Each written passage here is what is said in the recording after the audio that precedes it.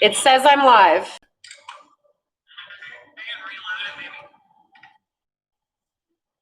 It says that it's live. You don't see anything? No, I still see the same screen. We got two. What?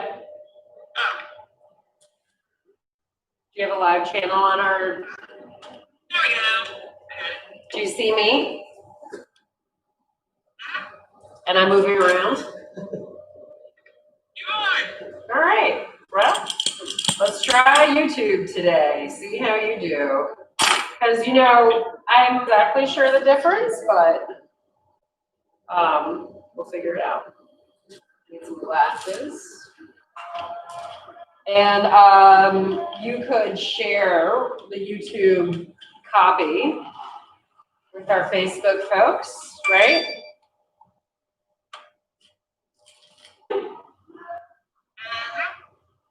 All right. So what am I making today, boss? I was going to ask. I meant to ask before. Well, I gave away a few mushrooms. I could make a couple more. I feel like mushrooms are definitely in my skill set. They're cute and they're funny. And my friend Becca loved them. I gave her 3, so she'd have a little fairy mushroom trio. So what do you think about that? I feel like that flame was a little bit large, but you can tell me because, you know, I'm still a novice at knowing what the flame should look like. Can you hear me and see me okay on the video and everything? There's no feedback? YouTube looks a little spotty, but I can't tell if I have like 2 cameras going or what, you know. Okay, well, so you mean spotty how? Just like the quality, you know. Well, part of it could be the video or the lights behind. The other thing is I can move the camera just a little bit closer. So you're mostly going to look at the torch instead of me. I think that would be good. And I'm going to bring the table a little bit closer. Sorry for making you nauseous. But, you know, we're learning. What do I know?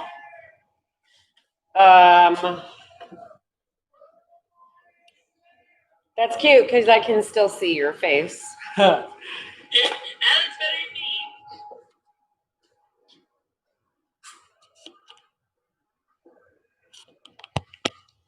Little mushroom.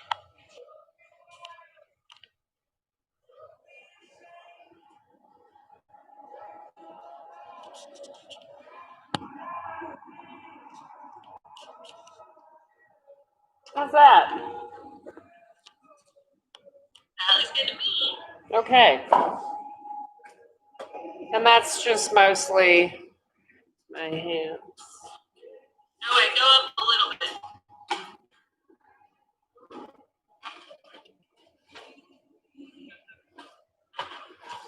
You know, you really forget how much you need somebody else to give you an eye and give you some feedback and stuff. It's so funny.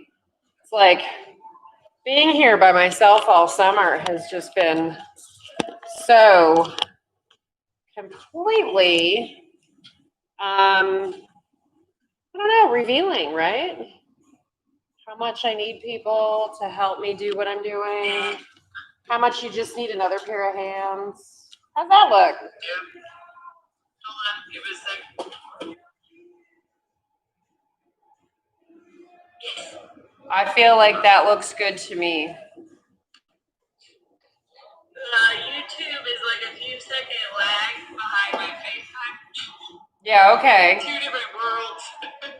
Well, but hey, we figured it out, and I needed you to help me get a good.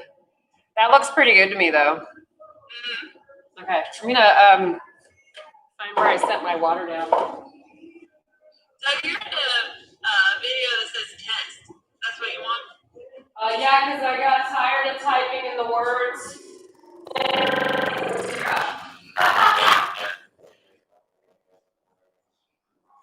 I kept typing that in like 4 different places, and I got sick of it, so I just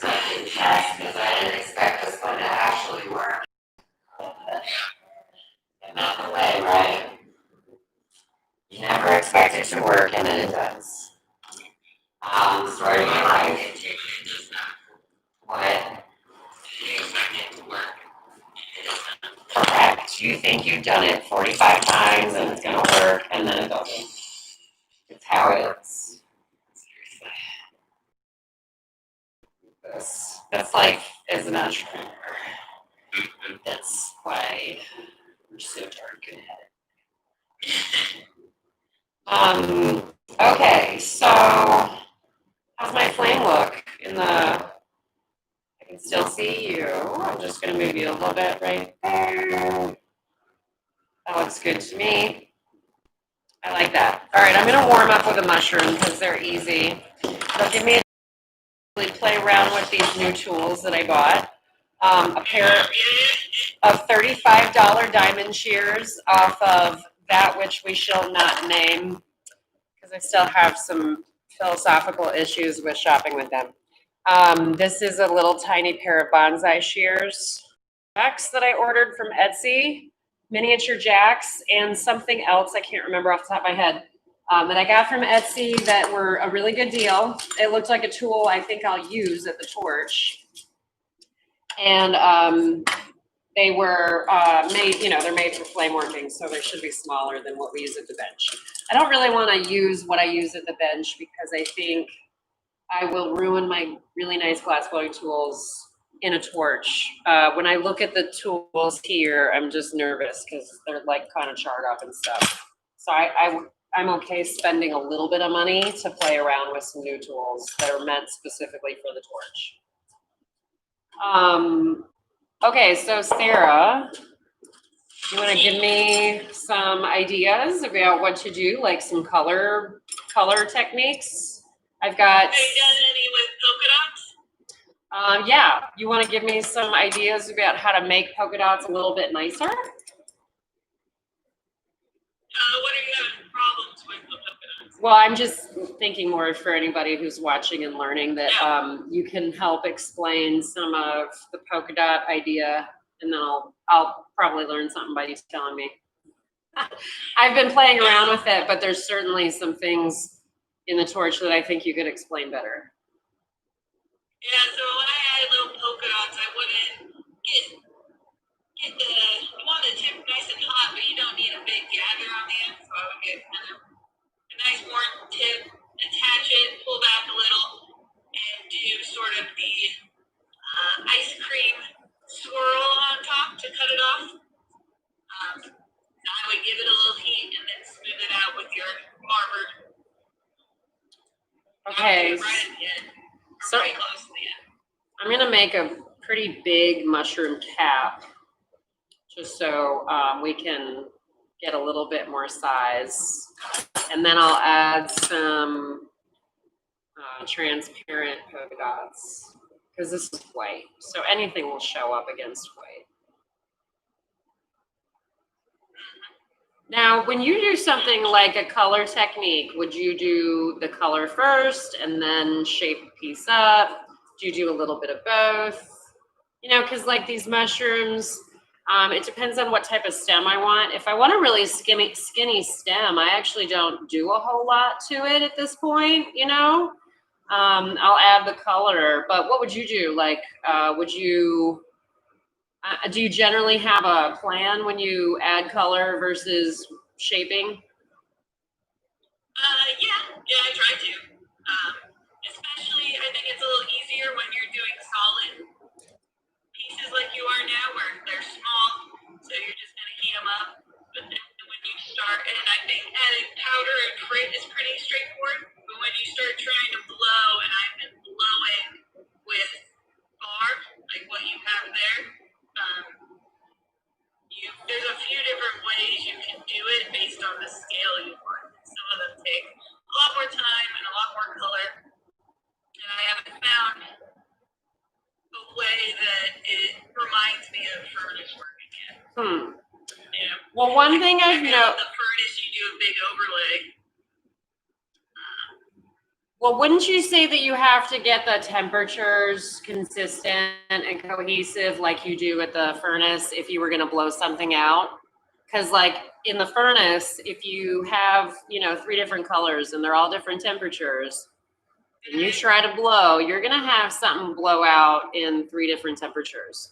And so the best description I can give you would be like, if you tried to blow a bubble with bubble gum, you have one really fresh piece and one piece that you've been chewing for 4 hours, and then one piece that's like, you know, maybe coated in dirt. Right? Don't you think? Like glass has to be cohesive if it's going to move together. Okay, so I added a few. I don't know how well you can see me, Sarah, but I feel like some technique is better than others. And I honestly just play.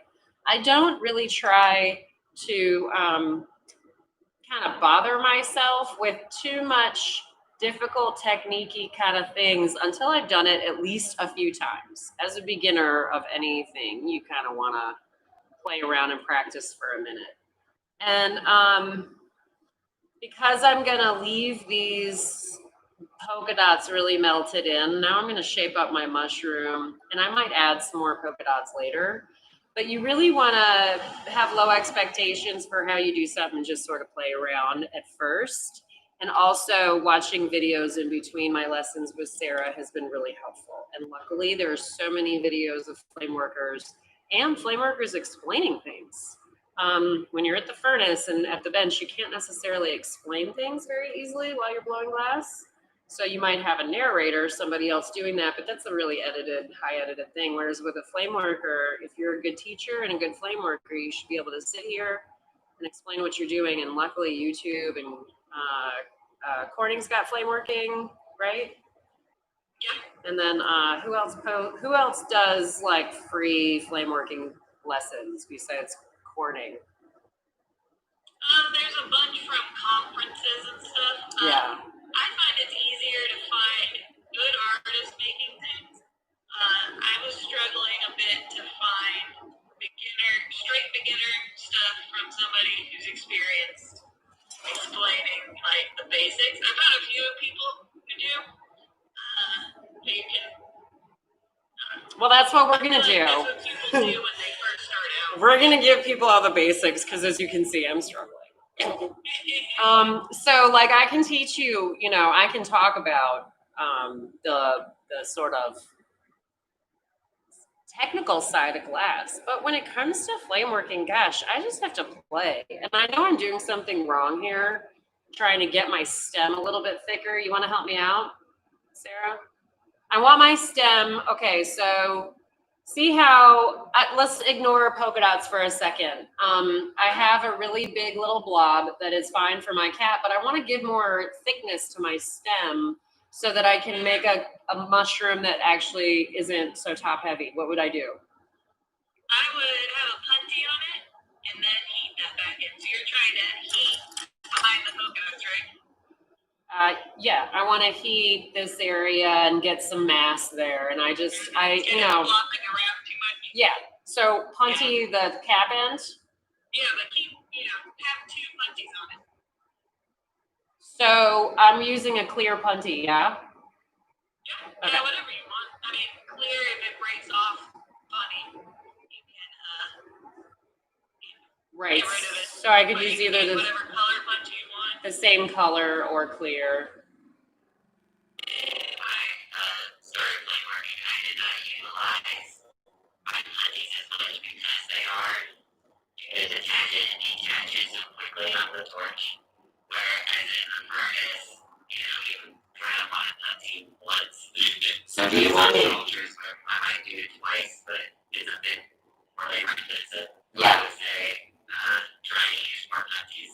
Okay, totally. I didn't even think about that. See, this is where, you know, as a glass blower, you would think I would know, but I really need some lessons in order to know how to do it efficiently.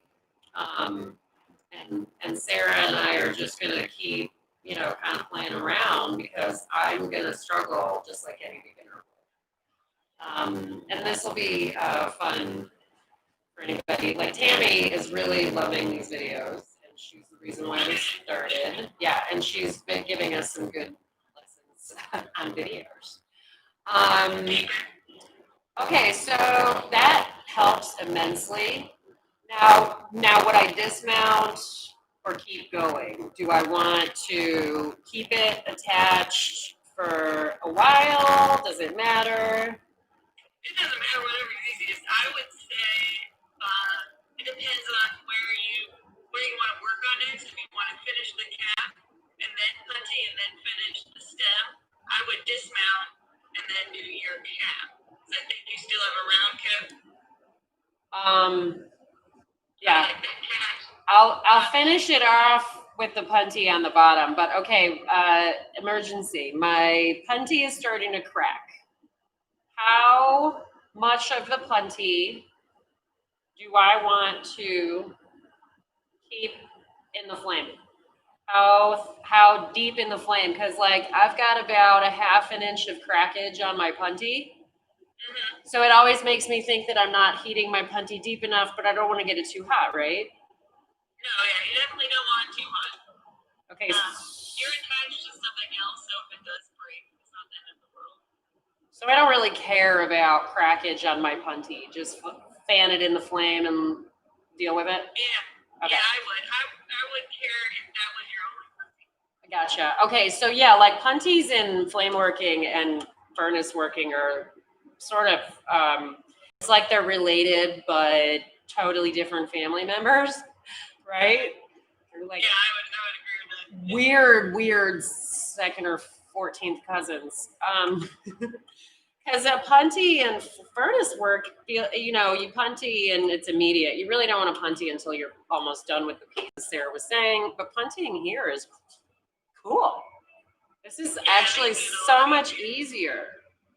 I guess I was thinking the same thing. It's like for when you're about to finish and you want to just dismount and finish off the top. But this is actually giving me a whole nother set of hands in a sense.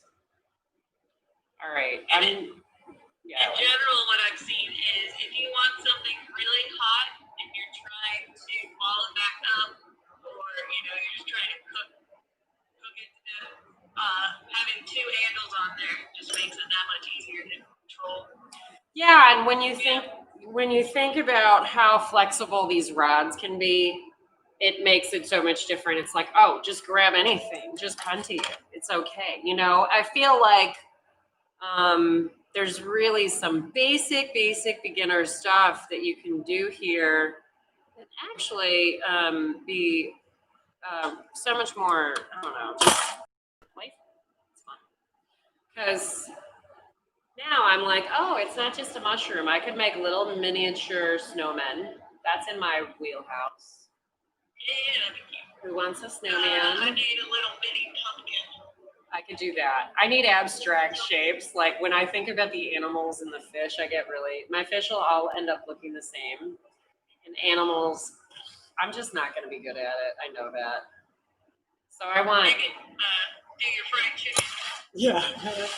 Yeah, and people would be like, you're a little strange. I don't want a miniature piece of fried chicken. Although that would be so cute. It would. You'd be surprised. I know. I told you how I'm going to do a diorama of my life. Yeah. I'm gonna work on that. So it'll be fun making miniatures of my life. My parents will be like, "What? I look like that?" No. Maybe I'll commission out the people from you.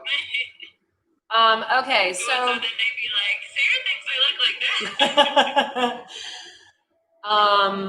that. Okay, so I've gotten. I really want to get a. Can you help me out?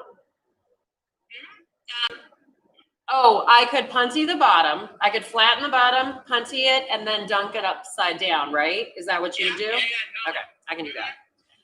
So I'm going to actually heat up the bottom. And this is where I get a little bit messed up because I need things very particular. I'm trying to work on my left-handed dexterity by coloring with my left hand while I listen to audiobooks. That is. Well, it is interesting that the turning, it kind of crosses over, but then it also doesn't. Yeah, it does. Like, you get it, but you don't. Your hands are kind of like. Right. So It's so small. it doesn't. I feel like my dexterity with my left is fine, but it definitely needs to be improved. And then certain things I have to switch hands to do. So I'm just trying to improve my skill on both sides, right? So that's kind of like I sit at home and 6 o'clock in the morning, I'm listening to an audiobook and I'm coloring and with my kids coloring stuff. And that just seems to work, but it does feel like you really have to practice just like every other skill, right? Turning at the bench. Turning at the bench when you're a blower takes so much practice and left-handed skill. Okay. I dismounted, but I did kind of a similar thing that I usually do, which is the puntee on one side broke off. It got too cold. And it just broke off on its own. But there's not really anything you can do about that, right? It just happens. Yeah. What side was it? It was the one I was gonna dismount from anyway. Okay. Yeah. So now. I would say, like, these puntees, you can make more of a handle than a puntee if you know you're gonna keep working on it, where it's like fully fused, and you really kind of heat the rod, like a good chunk of it, and then just heat the tip and fuse it on there. And then like I try making handles that you know if you tap it, it's not gonna pop off, but it's more secure. Yeah. Does that make sense? Yeah. I think that as you get more practice with stuff like puntees, you'll learn how to control them better. I mean, just based on what little bit I've improved in a short period of time. So, to be totally frank, I was focusing on trying to get rid of all that glass, so I only half heard you. This is the fun part about these lessons is I get to be the student for a change.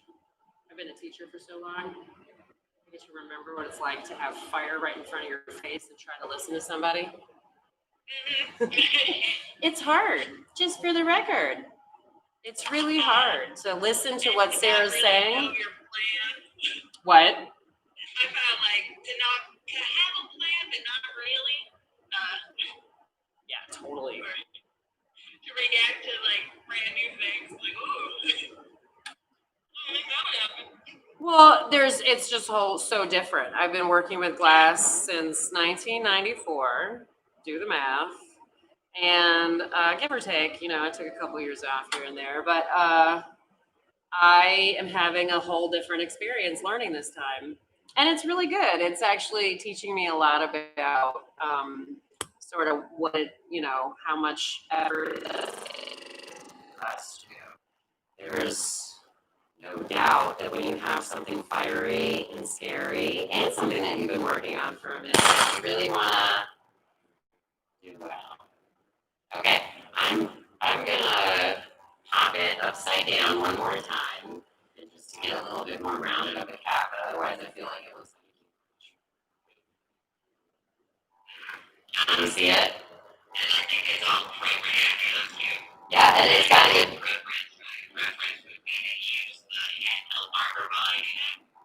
upside down.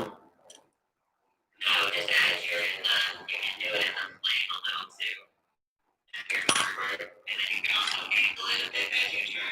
Okay, I have a problem doing that. I don't know why. It's my it could be sometimes when I try if I've had too much coffee or whatever. But I was having a hard time maintaining control while holding it up, like holding it in air. So can you suggest something? Like, is there something else I can do that would make it a little bit easier than holding it, like to stabilize it? Because I've seen people do that, but I feel like I have a really hard time. Yeah, people have like, especially bigger pieces, they have little yokes that they put up, or just a way that you can something you can rest your elbow on. But I think that some of that is practice, and then just going super lightly on the marker. Okay, so you mean like this, right? Can you see me? Yeah, like you're you're flattening a foot on the bottom of one of our butt-out plates.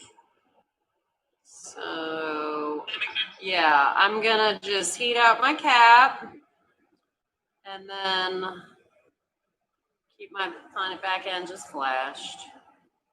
And then I will. Yep, go on flat first, and then as you're turning, you can triangle a little. And I just like that you can see what you're doing. Yeah. Yeah, I gotcha. Graphite can go in the flame. Okay, that's good to know. I would never even think to do that. I mean, don't force the shit out of it. Sure. All right, well, I think this little guy is pretty cute. Can you see it? Aww. I think it's pretty cute. All right, I am, let's see. I'm gonna dismount. I'm gonna flash the whole thing down, but now if I wanted to dismount it with just a tap, it should be pretty cold, right? Yeah, you don't want it too cold, but yeah, you don't want it to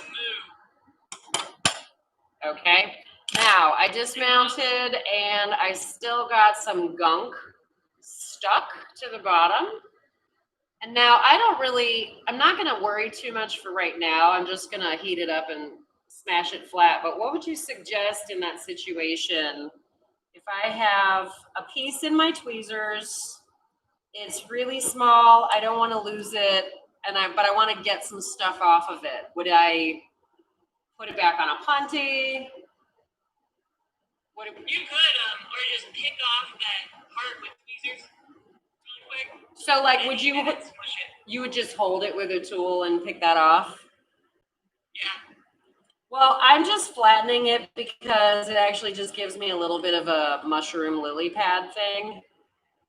But in the same amount of time, with the same number of heats, I would have been able to easily pick it off too. Yeah, I would say you probably have, your 2 heats, maybe 3. 2 or 3 after something's dismounted. Yeah. Okay. Well, I mean, like every other glass thing, it takes practice, it takes some, effort, experimentation, play, whatever. You just kind of, you figure it out as you go. The nice thing about soft glass is that it's totally recyclable. So like all this gunk I throw in the water, I can just, these are fun. They cut nice. Those are the same ones I have. Yeah, I like those. So, so the frit that I'm throwing into the water, or the glass I'm throwing into the water, I'll just end up using as frit. Everything, all the rods, once they get too short, you can frit them up. So as long as you keep your glass separated from itself, you can pretty much reuse it indefinitely. Sometimes you might burn it or get some gunk in it, which you might need to cut off and throw away, but that's a pretty small percentage. I'm just gonna swirl a few colors together because I feel like today I just want to play around with some mushrooms and some shaping and learning how to use these new tools. So I'm gonna throw the white, the transparent green, and the transparent blue together into a nice big blob of swirl. And then maybe we'll do a few more mushrooms with some stripes, some polka dots, showing some accent color of application, right? Don't you think, Sarah? Yeah. Have you seen the clear pendants with mushrooms in them? The clear with mushrooms in them. Yeah, probably. I mean, I've been looking at a lot of Pinterest and Instagram for flameworking. Those would be fun to try too. Okay. Clear is kind of a key. Yeah, I'm having a hard time with clear. So until I learn a little bit better about how to avoid burning it, I think I'm gonna hold off for a little bit because I've burned every bead I've added clear to, and they look terrible. Yep. So for now, let's just defer that lesson for another day. Let's do some really simple things: mushrooms, snowmen, pumpkins. I'm still getting the hang of the tools and the flame, you know? Yeah. I know you're. Yeah, it's just like the hot shop. It takes Yeah. however many hours. Yeah, but we can do. Let's do a Facebook Live this month with you doing something more advanced for our folks because they love watching that. At some point, you can only take so much of my silliness. Okay, so I'm going to dismount at least 2 of these colors. Do you have a preference for whether you use clear or opaque as a rod, like as your stable rod? Or do you just pick whichever's longer? Yeah, whichever's longer. That's what I'm gonna do. I heard, do you find the transparent colors stiff? Well, I do feel like there is some correlation here to the furnace where the opaque colors feel a little bit softer than the transparents. Yeah. That's true in blowing. Compared to that white. Yeah. I would assume, like in the furnace, yes, the opaque's stiffer, but like the blue, like a transparent blue, I feel like would be a lot softer than an opaque white, but not as much already. Well, right. The white doesn't feel that soft, but blue and I haven't really used much other than blue and white opaque. The orange keeps breaking stuff. The red feels fine. Red isn't that soft. So I think some of the same rules apply. That seems to be. Yeah, I made a piece for my friend that was half blue, half white, and I was blowing it out, and I was like, oh yeah, this is exactly the same. Yeah, and so what I'm using here is soft glass, but it's not 96. It is Moretti, or there's another brand, I can't think of the name of it. Right, Moretti is 104, isn't it? But this is COE 104, and I just ordered some tubing, so I'll play around with that soon. Yeah, and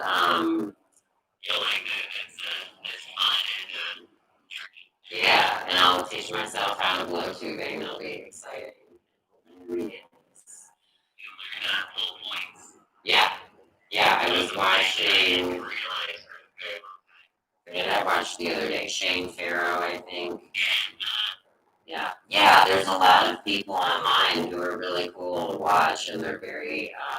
I actually was listening to something else. I can't remember what. So I wasn't listening to him, but in the comments they said he was really a great instructor while he was demoing. So I decided to pause it so I could go back and listen later. But it's hard to find people who can do what they're doing and explain it well and, be fast enough, but also slow enough.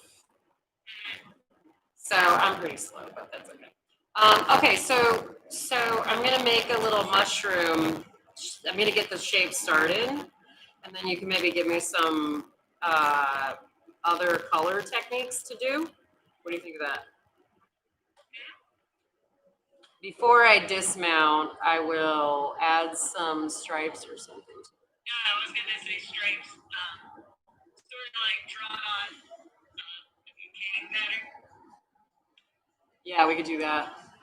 Like a twisty. Because all of that still applies as well. Even so, the Moretti, you can actually draw pretty much the Moretti, and that's how they get those crazy intricate Moretti pulls. I'll have to do some Marini watching on the torch because I loved making Marini at the bench. That was one of my favorite things, but it's so time consuming and color intensive. And when you're a broke ass artist, you don't have money for color. I had to give it up. Okay, so I already made my shape. In which case, I think the stripes might look kind of funny. So I'm gonna do this one with just some. Can you see it? I'm just Yeah, gonna. I'm sorry. I thought you were doing it on a different one. No, I kind of messed up. So I'm gonna do just a couple little polka dots on this guy. So I'm gonna keep my mushroom nice and cool. Now, do you go in front of the flame or behind the flame? The top half. Yeah. So one of the things that you'll find is like there might be a time where you need to stand up, right? And get a better angle. Maybe sometimes you can sit, sometimes you have to be standing. It depends on probably where you're trying to hit, what you're trying to do. I think it's really important to understand that, it's not just a simple, oh yeah, just do this. Like sometimes I want to get right on the top of my mushroom cap. I don't want to hit the sides or anything. So I really have to get the right viewpoint, vantage point.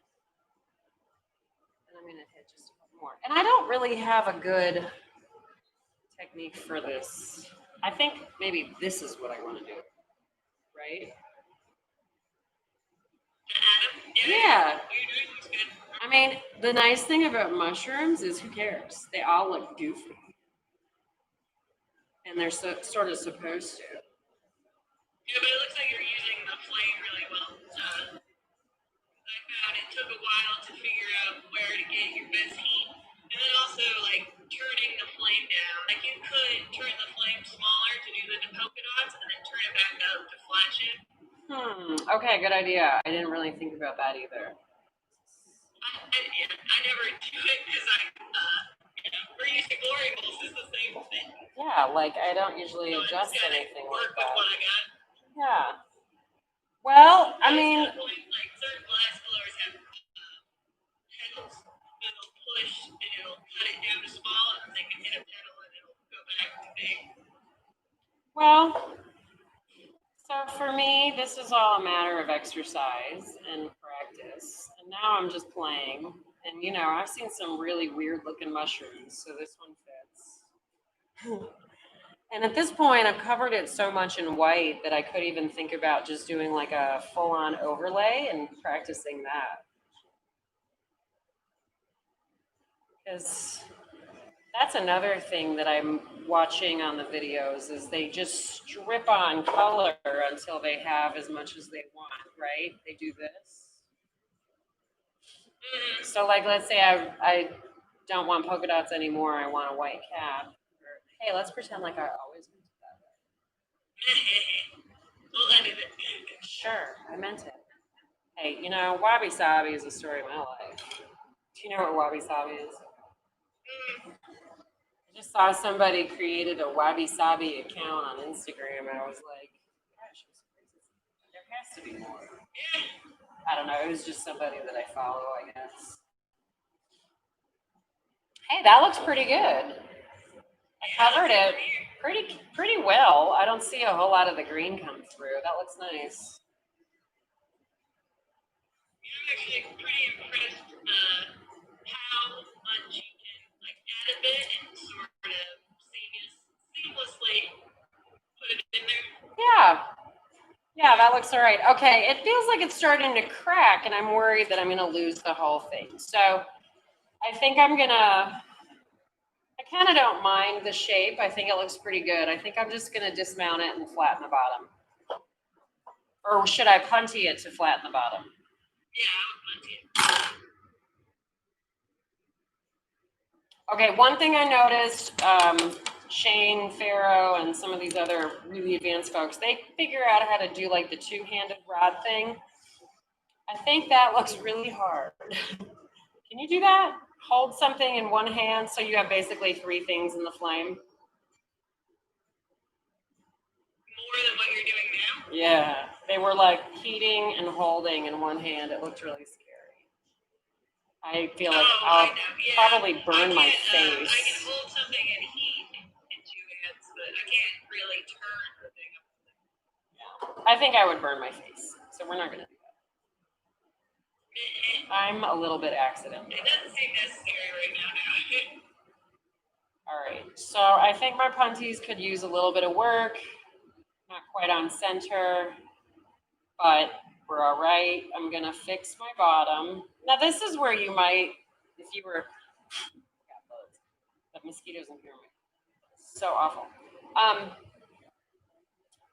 Like at the furnace, you're really trying to be quick about the punty and you don't want to take more heats than necessary. But with this, I feel like I can just relax for a moment. I can give my punty a little bit of heat, but just kind of focus on what I'm going to do for a sec. And you can always come out of the heat, give it a moment. If you need to, give it a little bit of air on something.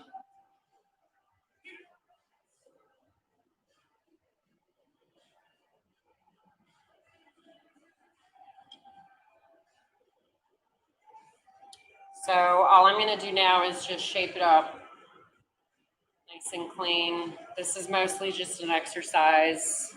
I'm very happy if my mushrooms come out intact, like a mushroom. But my goal is going to be to get more and more advanced, more and more technical with my skills, more control. So eventually you'll see my mushrooms start to be really nice and straight. I'll start to have little,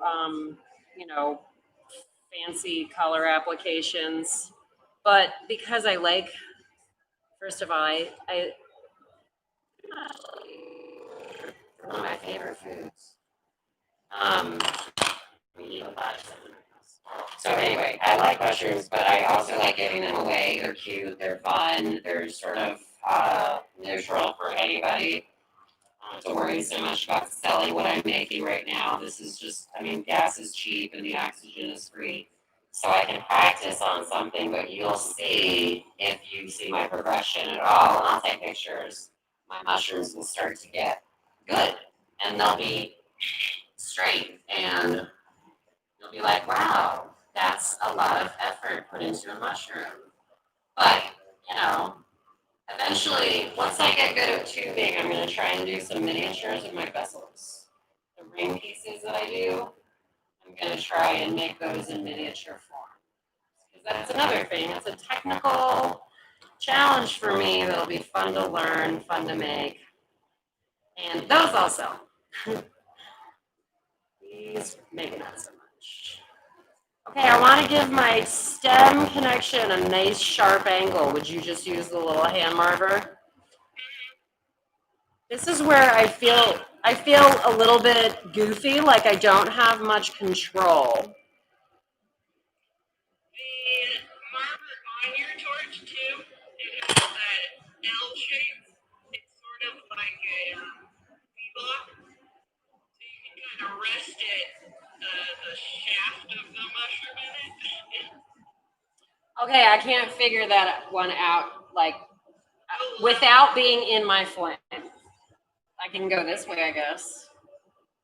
Yeah, okay, I can do that. Try to be nice and level with the straight part. So rest down and that way.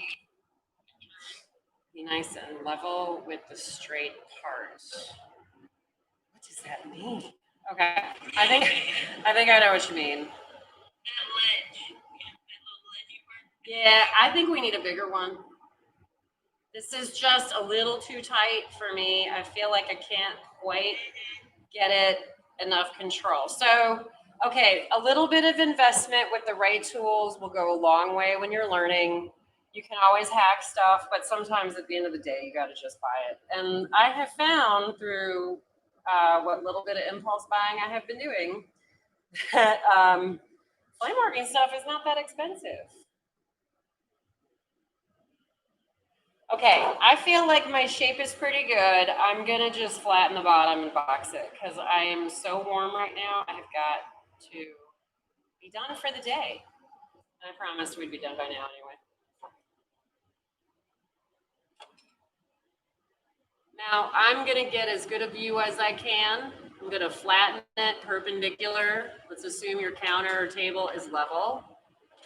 And then I am going to get as close to a view as possible without burning my face. And that looks pretty good. It's a nice, big, fat little portabella. One of my faves. I don't know. I have no idea what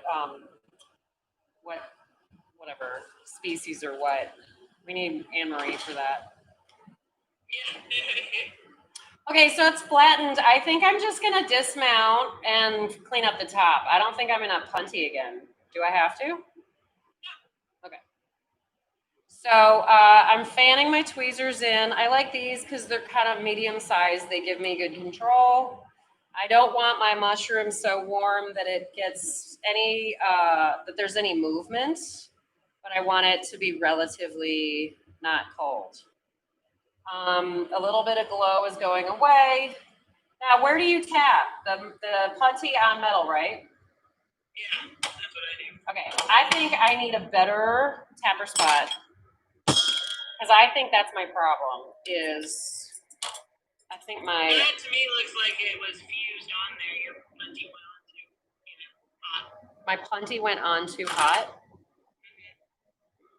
Or like your cap was too, it's like a full fuse connection.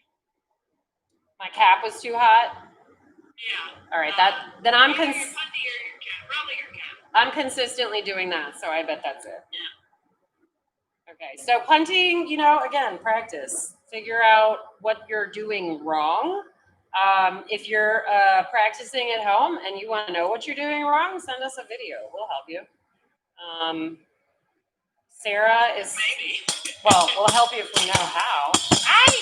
Okay, so Sarah's a good teacher. She knows what to do.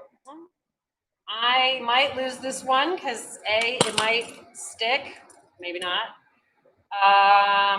Okay, so this would be a situation I would say I'm kind of a goofball, so maybe I should have punted this one, fixed up my cap exactly how I wanted it, gotten it done, and then when I'm done with that punty, all I'm doing is flattening the bottom and not the cap. The cap is what's going to show. I'm probably going to have an ugly cap now because I was kind of being lazy. I'm warm. Looks like you fixed it pretty well. It's all right. It's got a little bit of like gross clear on the top, so you'll see it when it comes out. It's all right. You live and learn, You cut your losses and you're like, okay, I know what I did wrong. I won't do it again. Or if I do, I'll suffer the consequences again. Because sometimes being rushed with stuff is really, sometimes you're just over it and you got to just cut your losses and move on. But sometimes you'll just keep repeating the same mistake until you fix it.